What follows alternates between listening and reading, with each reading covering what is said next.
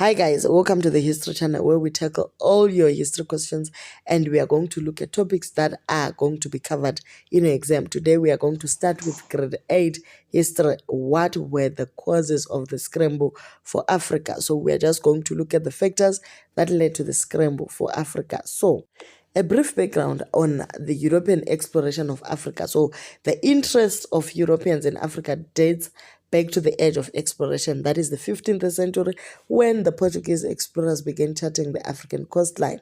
Okay, so the expeditions included Spain, Britain, France, and the Netherlands, expanded the knowledge of Africa's geography and resources. Then there was the transatlantic slave trade, which flourished from the 16th to the 19th century, fueled European involvement in Africa, and they established coastal trading ports and forts along the African coast to facilitate the capture, transportation, and sale of the enslaved Africans to the Americas. And then with the coming of the abolition of slave trade, now they could not siphon the resources they wanted out of Africa. So they had to find a way of economic exploration in Africa. Also, there was the Industrial Revolution. You remember the Industrial Revolution that took place in the late 18th century, that is in Britain, okay? So this one transformed European economies and societies, and it led to increased demand for raw materials such as cotton, rubber, palm oil, minerals, and these were supposed to be sourced from Africa. Now, they also had technological advancement, transportation, communication, military technology, and they used this to facilitate their penetration into the interior of Africa. Remember, the steamship, railways, telegraphs, and firearms gave European powers and significant advantage of African states. And then there was nationalism and imperialism. Nationalism, that is the love for your country. It actually led to the Europeans trying to compete for global dominance, and they also wanted to enhance their prestige and expand their empires. So colonies would come in as a national greatness or a symbol of national greatness and a source of wealth and power, and they would use these to get their resources to fuel their industrial revolution. There were a lot of other things. So this is just the background of the scramble for Africa. And this background is also looking at some of the factors that led to the scramble of Africa. So we are just going to explain a few factors. The first one, there was economic interest, right? So Europeans sought to exploit the Africa's natural resources. There were a lot of resources, from minerals to agricultural products. They also needed the land so that they could use it to get whatever they wanted out of it. So the Industrial Revolution increased the demand for raw materials and new markets, driving Europeans to expand their colonial empires. So they needed the raw material to also use in the Industrial Revolution. Then there was the strategic consideration. Control of African territories offered strategic advantages such as access to trade routes, naval base, and potential military allies.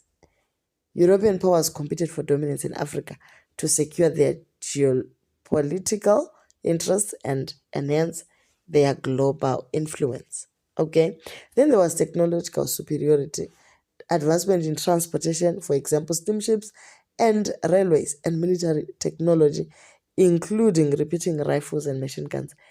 This gave European powers a significant advantage over African states, and the technology disparity enabled Europeans to penetrate deeper into the continent and assert their dominance. And what did Africans have to say about it? Nothing, because they could not match the superiority of the Europeans.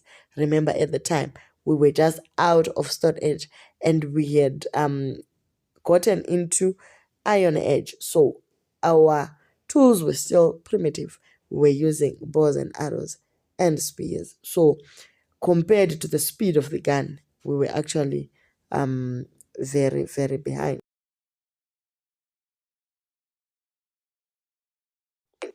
Then there was political rivalries and competition among European powers. For example, Britain, France, Germany, Belgium, Italy, Portugal, and a lot of other states. And this fueled the scramble for African territories. So if you had colonies, you were a prestigious nation. You had power, influence in the international arena, and you were one of the best. So now they had to push to find colonies in Africa so that whatever they wanted, they would get. Then there was ideological motivations where they thought they were going to civilize Africa. The civilization mission played a role in the scramble. They believed the superiority of their culture, their religion, their civilization, and Africans were regarded as barbaric and they needed to be saved out of their backwardness and their savagery. So that is how the ideological motivation pushed the European states to come into Africa. Then the Bible comes into play. There was the missionary activities, and they thought that we needed to be saved as well. So Christian missionaries played a significant role in European colonization efforts by providing moral and religious justification for political expansion. They sought to convert Africans to Christianity and promote European values, even in collaboration with colonial authorities. So behind the Bible, there was a gun. Behind the cross, there was something that was happening. So in as much as they wanted to save us from our sinful ways, they were also taking part and collaborating with colonial authorities. Okay, then there was humanitarian concerns. These ones came in with the ending of the slave trade, spreading medical knowledge and combating diseases like malaria. So these motivations, we actually say they are secondary to the economic and strategic interest. The first thing they wanted was the African resources. Then there was also exploration and scientific inquiry, where we have explorers, scientists, and geographers that were coming in to look at what they could get out of Africa as well in terms of their scientific inquiry. So what was the process for the scramble of Africa? So Bismarck, the Chancellor of the German Empire from 1871 to 1890, played a significant but indirect role in the scramble for Africa. His policies and diplomatic maneuvers helped set the stage for German-led entry into the competition for colonial territories in Africa. Here are some key aspects of Bismarck's role. The first thing, he was latecomer to colonialism. Unlike other European countries, for example, Britain and France, Germany initially showed little interest in overseas colonies during Bismarck's early years in office. So Bismarck himself was initially skeptical of colonial ventures, viewing them as distractions from Germany's primary focus on European affairs. So Germany wanted to concentrate more in Europe than in Africa. So there was a change in Bismarck's attitude towards colonialism around the 1880s as he recognized the strategic and economic benefit that were coming in from the overseas expansion. He came to see colonies as potential sources of raw material, markets as strategic advantages, as well as means to bolster national prestige and unity. And please take note, the Germans are famous for being prestigious as a nation. So in 1884 and 1885, Bismarck is the one who called the Berlin Conference to regulate the partitioning of Africa among European powers. While Bismarck himself did not have any personal interest in colonial acquisition, he recognized the need to assert Germany's presence in Africa to secure its status as a major European power. Acquisition of the colonies. Bismarck oversaw them during his tenure as the Chancellor. For example, Togoland, Cameroon, German East Africa, these are Tanzania, Rwanda, and Burundi, and Southwest Africa, that is Namibia. So he made sure, or he oversaw the takeover of these colonies. Okay, then he was a very diplomatic man, and he tried by all means to avoid direct conflict with other European powers. He negotiated treaties, established protectorates, and utilized the threat to force Germany interest in Africa.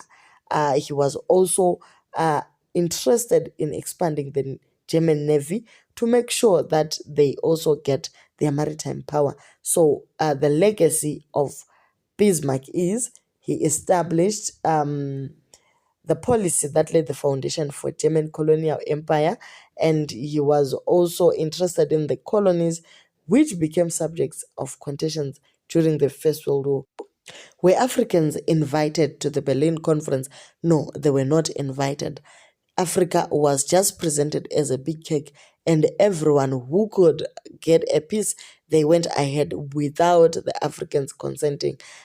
Anyway, they were regarded as barbaric and savage, and they actually needed saving. So it was upon the great powers of the time to come to the rescue of Africa. Do leave your comments on what you think. Let us have a discussion on what you think about the scramble for Africa. And if we did not exhaust all the points, feel free to actually use the comment box below and add some more points.